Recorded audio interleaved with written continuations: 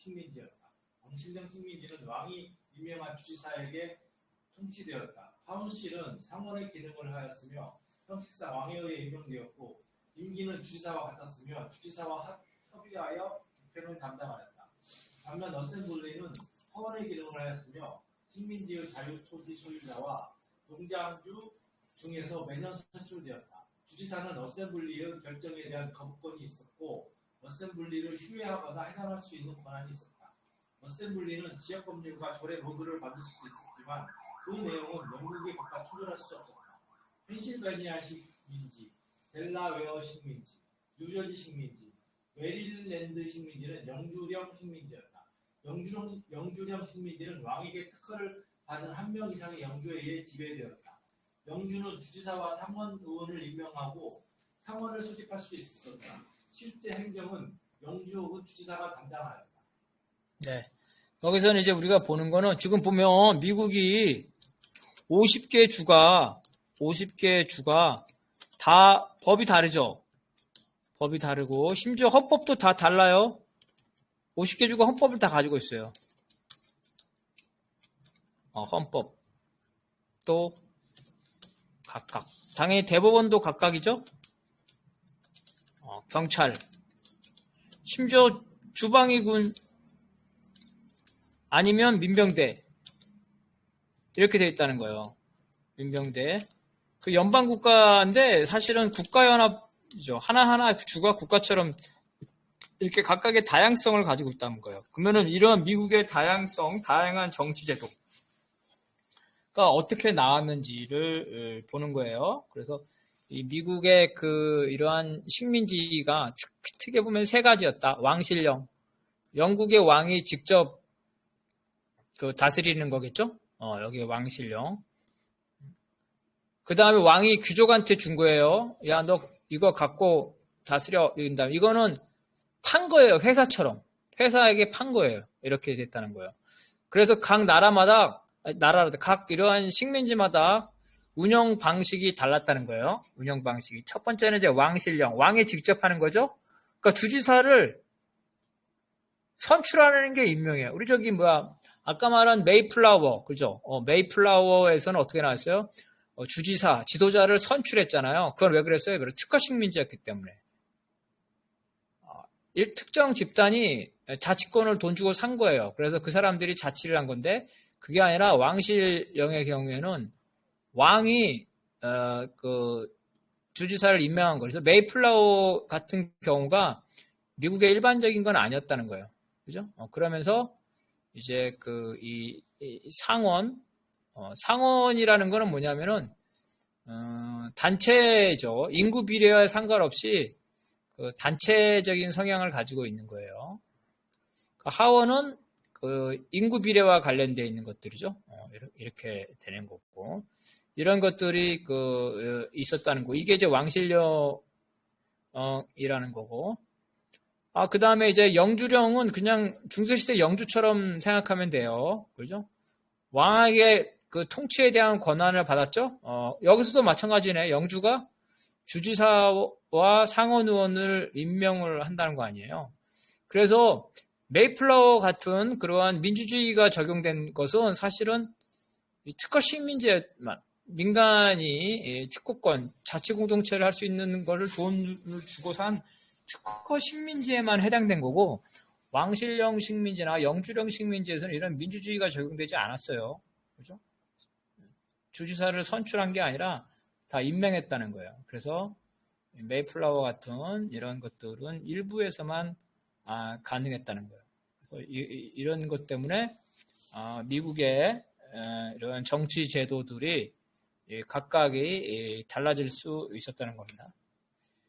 자, 이거는 다시 우리 이창률 동지가 한번 읽어봅시다. 매사추세츠 만 식민지, 로드아일랜드 식민지, 코네티컷 식민지는 특허 식민지였다. 특허 식민지는 특허를 받은 법인이나 개인에 의해 지배되었다.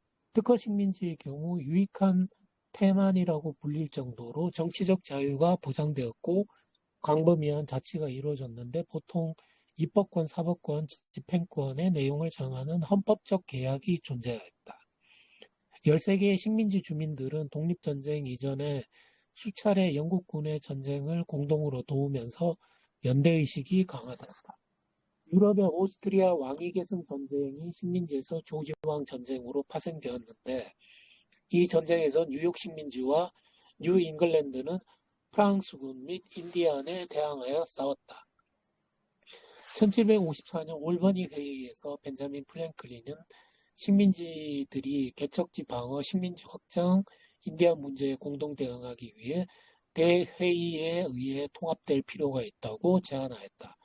이 안은 각 식민지의회와 조지 2세에 거부되었지만 영국 식민지를 연합하려는 첫 시도로 평가될 수 있다. 네.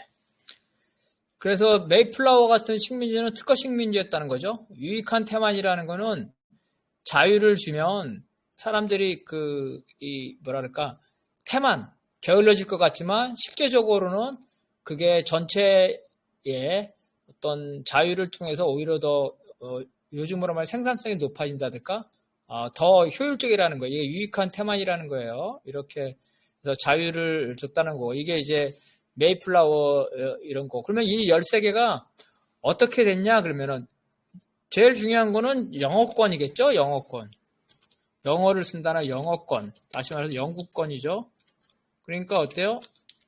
전쟁에서 영국 편을 들었겠죠? 그리고 영국 편을 들면서 영국이 자기가 전쟁할 때마다 이 식민지 주민들을 동원했겠죠. 그래서 영국군과 같이 하면서 스페인이나 프랑스하고 전쟁을 한 거예요. 그래서 유럽에서 영국하고 프랑스하고 전쟁하면 이러한 그 식민지에서 영국하고 프랑스 전쟁하겠죠. 영국하고 스페인을 경우면 식민지에서도 전쟁을 하고 이렇게 전쟁을 통해서 영어권으로 묶여서 동질성을 가지고 있었다는 거예요.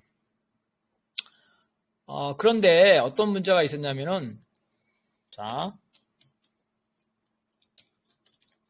영국보다 식민지가 어때요? 더 크죠? 더 인구나 그죠? 면적이 더 커. 그러니까 어떻게 되겠어요? 만약에 식민지가 단결하는 걸 영국이 싫어하겠죠. 당연히 자기들한테 저항해서 독립한다 할 테니까 싫어했단 말이에요. 그죠? 이런 걸 방해했어요.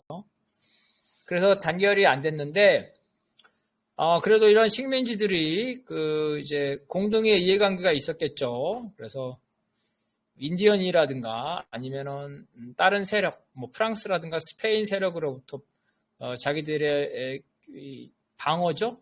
그리고 식민지를 확장하는 것, 여러 가지 공동 문제를 대응하기 위해서 이런 13개의 식민지가 통합한다는 게 아니라 같이 모여서 회의를 하려고 했다는 거예요. 당연히 어때요? 영국 본토에서 반대했겠죠. 그래서 실패했지만 점차 영국의 반대에도 불구하고 이러한 13개의 영어권의 식민지들이 점차 연대와 연합을 강화해가는 과정을 간다는 거예요. 그래서 똑같은데 과정이 어떻게 되냐면은 연대, 그 다음에 공동 회의, 그죠? 그 다음에 공동 회의한 다음에 연합, 그 다음에 연방 이런 형태로 이 발전을 했다는 겁니다. 저기 박관영 동지가 한 번 더 읽어줘야 되겠다. 자, 이거 한번 읽어봐 주세요. 영국이 사실상 북미 대륙을 전부 차지하자 영국은 유익한 태만으로 불리던 반대한 식민 정책을 전환하기 시작하였다. 식민지 군대의 도움으로 프렌치 인디안 전쟁에서 승리한 영국은 프랑스와 스페인의 식민지 대부분을 빼앗았다. 그런데 미국은 1763년 선언을 통해 인디안과의 충돌을 예방한다는 이유로 식민지인들이 에팔레치아 산맥을 넘어 개척지를 건설하는 것을 제안하였다. 이것이 전쟁에 협력한 식민지들의 분노를 사게 되었다. 영국과 인종, 언어, 문화 등의 사실상 같은 미국이 영국으로부터 독립하게 된 정치적 이유는 사실상 공화정을 유지하였던 미국이 영국의 왕정에 대항했기 때문이다. 하지만 핵심적인 것은 경제적인 문제였다. 영국 입장에선 인디언으로부터 정착민을 보호해주는 본토의 군대를 파견하는 것이 부담이었다. 따라서 영국은 식민지인들을 군인으로 양성하였고 식민지인들은 민병대를 조직하기도 하였다. 네. 그래서 여기서 이제 전쟁이 여러 번 나는데 여기 프렌치 인디언 전쟁. 프렌치는 프랑스라는 걸 알고 있는데 인디언은 왜 붙었을까 생각이 들겠죠. 자, 그럼 인디언들도 가만히 당하고 있지는 않았겠죠. 그 인디언들도 자, 이제 이렇게 되는 거예요.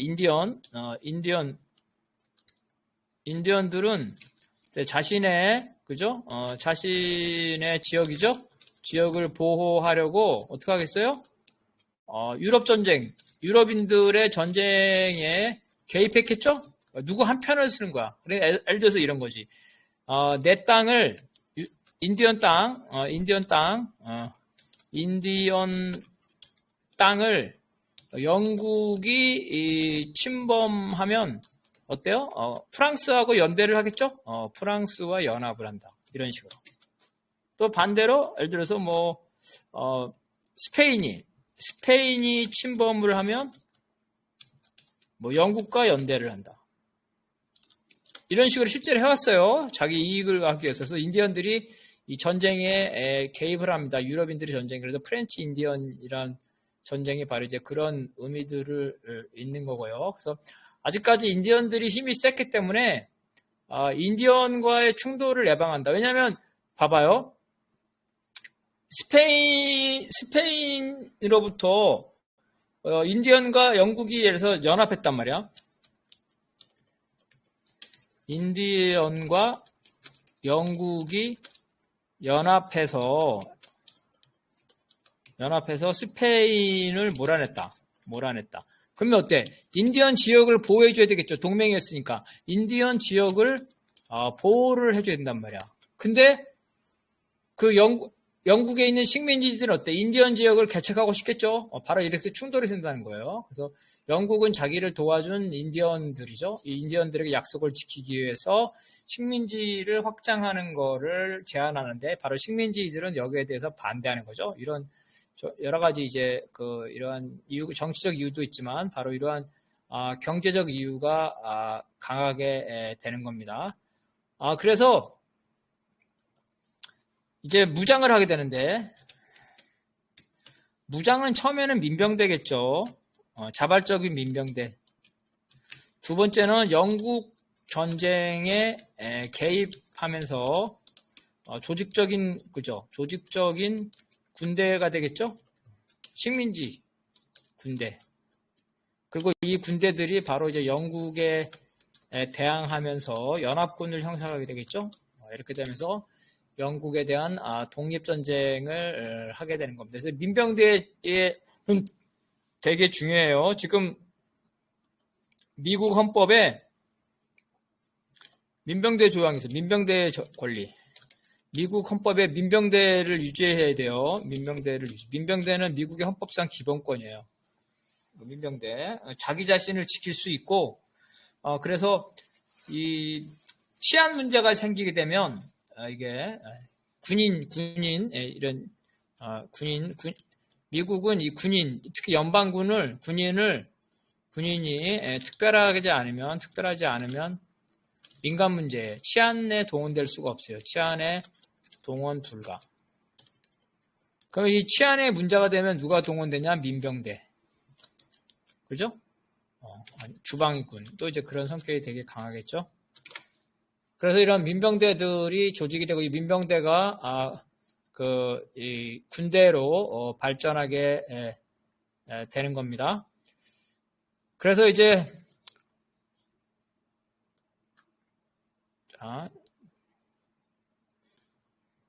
그래서 프렌치 인디언 전쟁을 통해서 이제 영국이 이 식민지에 있는 주로 백인들이겠죠. 백인들을 전쟁에 동원하고 그 다음에 군자금도 동원하겠죠. 그래서 이러한 군자금으로 인해서 재정 지출이 강하게 되죠. 그래서 재정 지출이 강하게 돼서 이 돈이 필요하죠. 세금을 올리게 되겠지 않겠습니까? 그래서 이 세금을 올리게 되면서 바로 이제 식민지인들과 충돌이 생기게 됩니다. 그래서 여러 가지 세금을 올리는데 방법이 있어요. 어떤 방법을 하냐면 첫째는 미국 식민지가 영국 산업과 경쟁을 못하게 한다. 동일 상품 못해. 동일 상품 생산 못해. 또 하나는 인도와 같은 그죠? 미국의 식민지나 영국의 식민지죠. 인도와 같은 영국의 식민지나 영국 상품만 수입하게 한다. 이렇게 되는 거예요. 고부가 가치 산업은 영국 상품만 수입하게 되고 저부가 가치 산업은 인도와 같은 영국의 식민지에서만 상품을 수입하게 되는 거예요. 그러니까 상대적으로 비싸겠죠. 이렇게 해서 산업을 통제를 하는 겁니다. 그러면서 또 세금을 증대시키는 거죠. 세금을 올리는 이러한 설탕법, 사탕수수법, 인지세법, 각종 법들을 만들면서 전쟁으로 인한 재정 지출을 보충하기 위해서 세금을 올리기 시작합니다. 그런데 어떤 문제가 있었냐면은 이러한 미국 식민지에는 현지의회가 있죠. 현지의회가 있지만 영국 본토의 의회에 대표를 보낼 수 없었다. 영국 런던에 있는 의회에 대표를 보낼 수가 없었다는 거예요. 그런데 세금은 어디서 걷냐면 미국 현지의회가 세금을 결정하는 게 아니라 영국의 본토에 있는 의회에서 결정하죠. 그래서 자기들이 미국의 식민지 입장에서 자기들이 뽑지도 않은 영국 본토에 있는 의회가 미국에 있는 식민지에 세금을 정하는 거죠. 그러니까 우리는 런던에 있는 의회를 뽑지 않았다. 그래서 대표 없으면 세금 없다는 말이 여기서 나온 거예요. 대표 없으면 세금 없다. 이렇게 저항을 하게 되면서 세금을 둘러싸고 결국은 미국과 영국이 전쟁의 길로 가게 됩니다. 자, 요거는 우리 윤정옥 동자 한번 읽어봐 주실래요?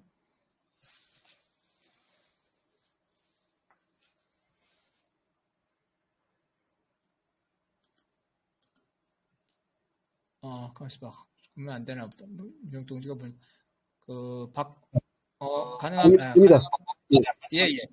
영국은 법적으로 식민지인들이 유럽과 직접 무역하는 것을 제한해 왔다. 그럼에도 불구하고 식민지인들은 몰래 유럽과 직접 무역을 해왔으며 영국은 관행적으로 이를 용인해 왔다. 하지만 영국 의회는 1773년에 영국의 동인도 회사에게 식민지에서의 차 무역을 독점하도록 하는 차법을 제정하였다. 당시 영국 정부는 동인도 회사의 홍차를 수입하여 식민지에 고가로 판매하였는데 다른 수입업자의 홍차에는 관세를 물렸다. 이에 식민지인들은 관세를 물지 않고 몰래 홍차를 수입해 싼 값에 판매하였다. 이에 영국 정부는 동인도 회사가 직접 싼 값에 홍차를 판매하도록 하여 밀수업자들에게 타격을 주었다. 또한 영국은 해군을 동원하여 식민지의 무역선을 검색하고 납부하는 등 식민지인들의 무역을 단속하였다. 이에 1773년 밀수업자들은 인디언으로 가장하여 보스턴 항구에 있는 동인도 회사의 배를 습격하여 홍차를 바다에 폐기하였다. 이 사건을 계기로 영국군이 보스턴 항구를 폐쇄하여 무역을 중단시켰다. 이에 1774년 13개 식민지인들은 영국에 대한 공동 대응을 논의하기 위해 대륙회의를 개최하였고 조지 워싱턴은 제2차 대륙회의에서 총사령관으로 임명되었다. 1775년 양측은 렉싱턴 콩코드에서 처음으로 교전을 하였다. 1776년 대륙회의는 13개의 공화국으로 구성된 국가연합의 성립을 선언하였다. 여기서 관세가 문제가 되는 거예요. 관세. 지금 우리가 세계적으로 보면 관세가 어떻게 되냐면은 관세는요, 전쟁으로 가요. 전쟁. 멈추지 않으면 이게 역사적인 교훈이에요. 왜 전쟁으로 가냐면, 자, 관세를 하게 되면 물가가 인상되죠? 물가가 인상돼서 국민들이 저항이 심해져요. 그리고 물가가 인상되니까 가격이 높아지니까 어때요? 수출이 무역이 감소가 돼요. 양쪽 다 무역 감소. 그래서 어떻게 되냐면은 이러한 관세를 회피해야 되죠. 관세 회피를 해서 관세를 매기는 나라, 매기는 나라를 제외. 그래서 무관세 동맹을 맺어요. 무관세 동맹. 그래서 무관세 동맹. 그래서 관세는 각각의 동맹들을 만들어내요. 동맹들을 만들어내고, 그죠? 바로 이 동맹들이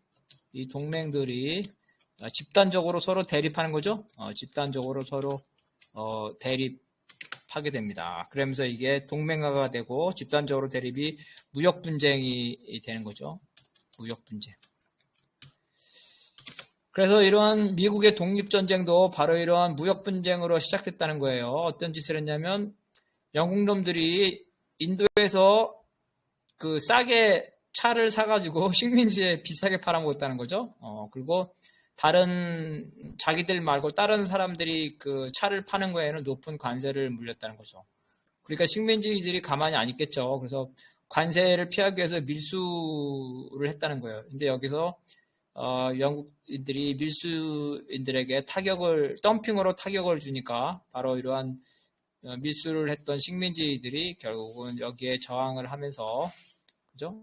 저항을 하면서 영국 소유의 동인도 회사의 배를 습격하게 되는 거죠. 이렇게 되면서 전쟁이 일어나고 결국은 13개의 공화국으로 된 국가연합이 성립이 돼서 독립전쟁으로 가게 되는 이런 거고요. 그래서 오늘은 이제 미국이 어떻게 식민지가 형성됐고 13개가 어떻게 이루어졌고 그 다음에 그들이 어떻게 연합을 했고 영국에 왜 대항을 했는지 여기까지 봤는데요.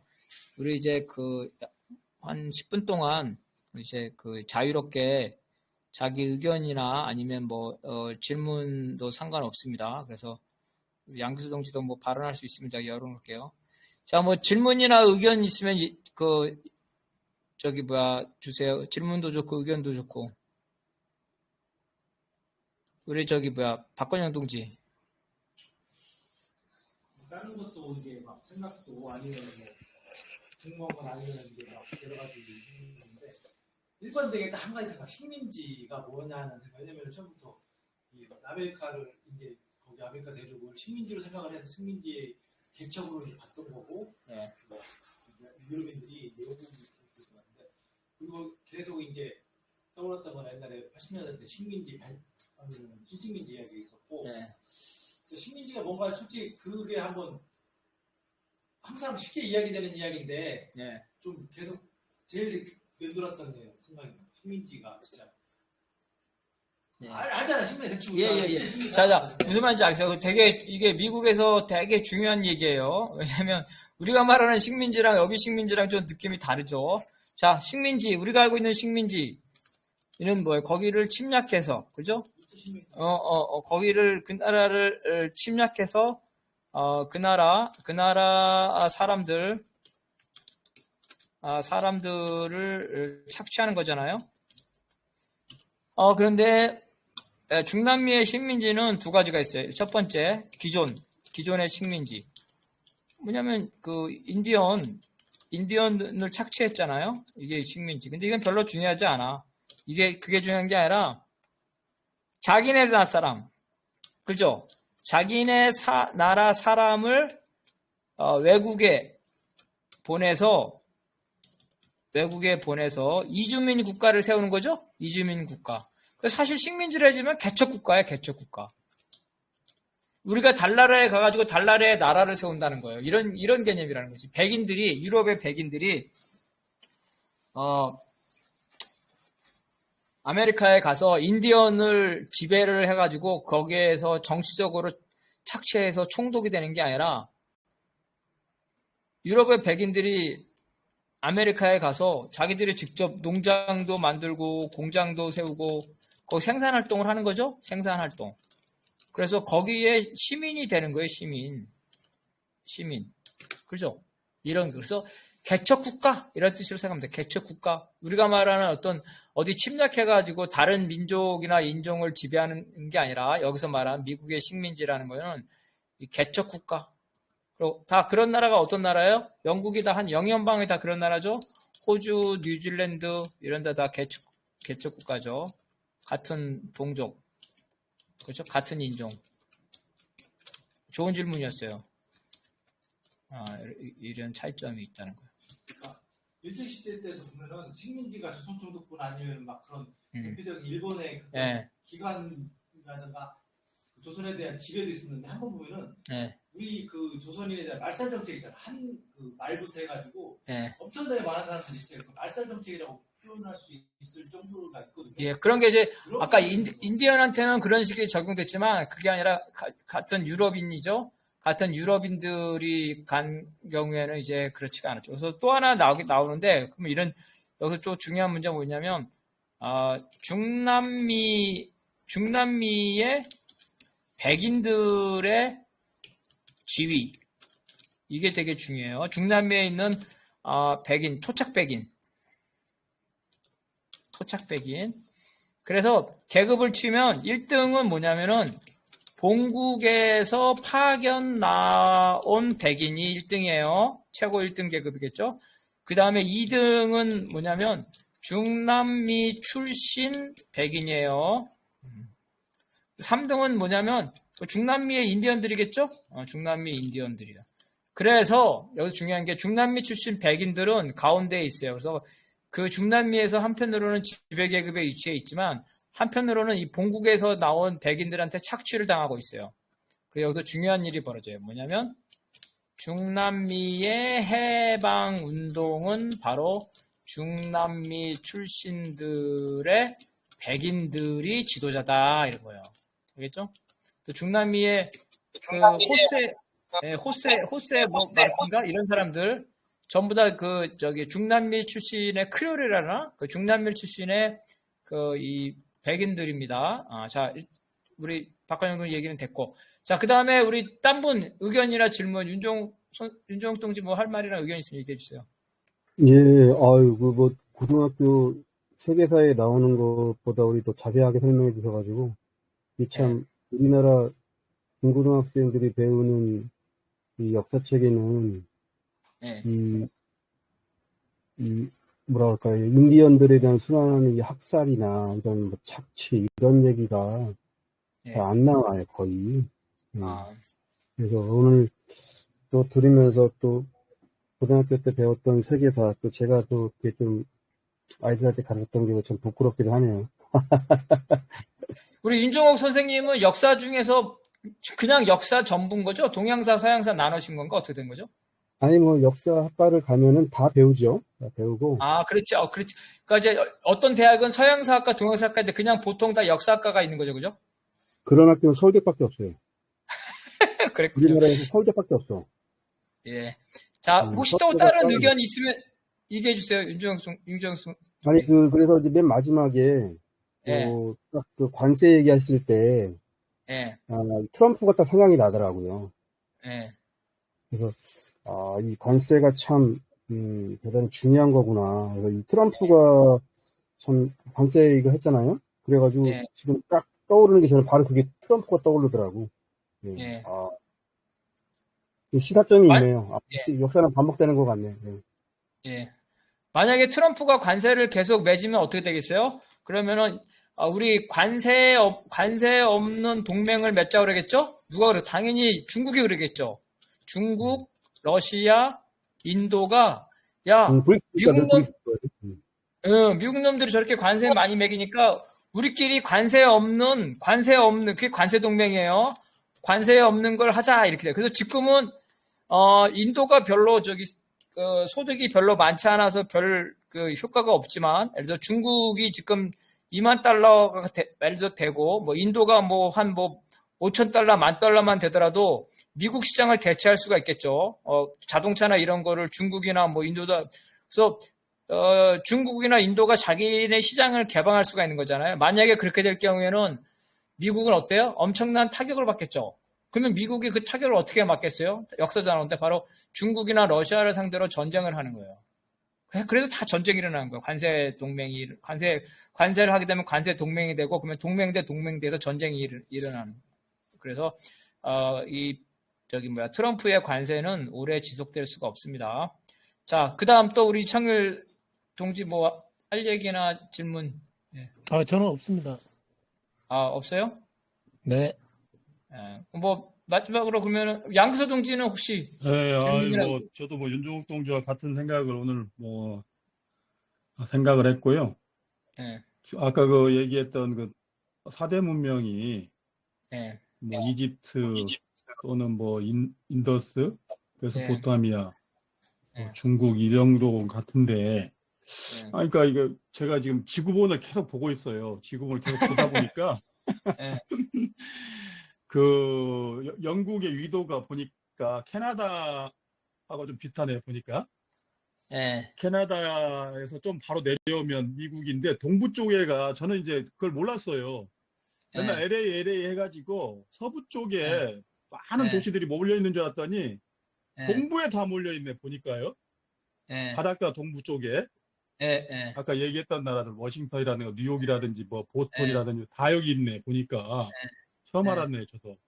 그래서 이제 왜냐면 제가 질문하고 싶은 건 그것만 유럽에서 배를 타면은 대서양에 가야 되니까 동부에 도착하는 거예요. 그러니까 근데 이제 그래서 제가 어떤 생각이 들었냐면 우리나라 그 대한해협 있지 않습니까?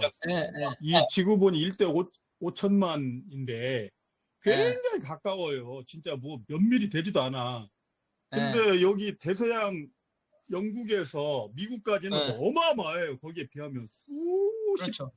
어마어마한데 대서양이 굉장히 잔잔한 건가? 왜 이렇게 어떻게 그렇게 그 멀리를 갈 수가 있는지 우리가 일본 배로 가기도 힘들어 죽겠는데 그 시절에 이렇게 갔다는 것도 대단한 건데 어쨌든 굉장히 머네요. 근데 이제 제가 질문하고 싶은 건 뭐냐면 아프리카가 어쨌든 인류의 발생지라고 우리가 알고 있잖아요. 그런데 이쪽에 있는 나라들이 발생지이고 그 문명도 굉장히 발전해 있는 그런 문명이었을 텐데 굉장히 이후에 자본주의 사회 이후에 그런 건지 봉건 사회부터 그런 건지 여기 쪽은 전부 다 발상지임에도 불구하고 굉장히 낙후되고 부족 국가 형성이 되고 그 다음에 노예로 전락하게 되는 이런 그 대륙으로 돼버리고 오히려 아까처럼 별 볼 일 없는 놈들이 이렇게 여기를 다 인디안까지 다 몰아내면서까지 이렇게 할 수 있었던 원인은 뭔가 이게 좀 그게 좀 굉장히 궁금했습니다. 자, 그러면 빨리빨리 할게요. 오히려 거꾸로 아프리카가 다 지배를 해야 되는데 이게. 일단은 그 대서양 문제는 뭐가 있었냐면은 지구가 둥그냐 아니면은 낭떠러지냐가 있었잖아요. 그래서 지구가 둥글다는 거 아니에요. 그래서 그 세계 일주를 해서 지구가 둥글다는 걸 누구예요? 미켈란젤로인가? 그래서 증명을 했잖아요. 그래서 이 항해 시대에 스페인과 포르투갈이 이거를 증명한 거예요. 그래서 스페인과 포르투갈이 거기 신대륙을 다 발견해서 그 초기에 이거를 먹었던 거죠. 먹었었는데 그래서 이 교황이 스페인과 포르투갈에게 세계를 나눠가지고 너는 여기 먹고 너는 여기 먹고 이렇게 쪼개줬단 말이에요. 근데 영국이 스페인의 이 무적 함대를 물리치고 나서 바다를 점령했잖아요. 간단히 말하면 스페인과 포르투갈이 다 개척한 항로를 영국이 스페인을 물리치면서 그거를 빼앗은 거예요. 자기 혼자 힘으로 한 게 아니라 그렇게 됐다는 거고. 그 다음에 두 번째 아프리카가 저거 했다는 건 이거예요. 오스트랄로피테쿠스나 이렇게 해가지고 문명이 아니라 인류의 고향이라는 거예요. 개인. 무슨 말 알겠죠? 어떤 국가나 커다란 문명이 아프리카에서 발생했다는 게 아니라 인류, 호모 사피엔스 에렉투스라 이런 것들이 했다는 거고, 현재로서는 거대한 문명이 아프리카에서 웬만한 문명은 있었지만 이러한 거대한 문명이 아프리카에 나온 건 아직까지 크게 대부분 조그만 문명은 있었겠죠. 그렇지만 거대한 문명, 즉 거대한 문명은 우리가 4대 문명 외에 북미보다는 중남미죠? 잉카. 그죠? 잉카, 페루. 잉카, 멕시코, 인더스. 그죠? 여기, 중남미에는 이런 그러니까 여기서 문명이라는 거는, 그래서 수십만 명이 사는 도시예요. 수십만 명이 사는 도시. 그죠? 이러한 도시 국가, 문화 이런 거죠. 그래서 아프리카에도 수만 명이 사는 문명은 있었겠죠. 그죠? 그렇지만, 그렇지 않은 거고. 그러면은 영국이 왜 그렇게 됐냐? 그러면은, 자, 그리스 로마의 원조는 지중해 문명이에요. 지중해 문명이고, 이 지중해 문명에는 메소포타미아, 이집트 문명, 그리고 여기서 나온 거예요. 메소포타미아, 이집트. 그래서 메소포타미아, 이집트 문명이 지중해 문명으로 가고, 지중해 문명이 그리스 로마로 가고, 로마 제국 때 영국을 점령합니다. 그 영국의 도로까지 만들어요. 로마가. 그래서 이 영국의 점령을 받았고, 그 이후에 이제 로마로부터 시작해서 소위 말하면 유럽 문명을 받은 거죠. 그러니까 영국이 무슨 독자적으로 한 게 아니라 영국 문명은 그리스 로마, 즉 로마 문명이고, 그 원조는 이제 아까 말한 대로 지중해나 메소포타미아에 나왔다는 거서 영국 자체 문명으로 한 건 아니에요. 영국은 침략받았어요. 영국은 섬나라서 원래 영국의 본토인 있잖아요. 본토인. 원래 본토인들은 거의 흡수당하고 여러 민족한테 침략을 받았는데 노르만 침략이죠. 노르만디의 침략. 그래서 영국도 노르만 세력이나 게르만 세력이 와가지고 침략을 해가지고 세운 그 영국이에요. 그러니까 무슨 영국 자체가 독자적인 문명이 발전해서 점령한 건 아니다. 자, 여기까지 됐고,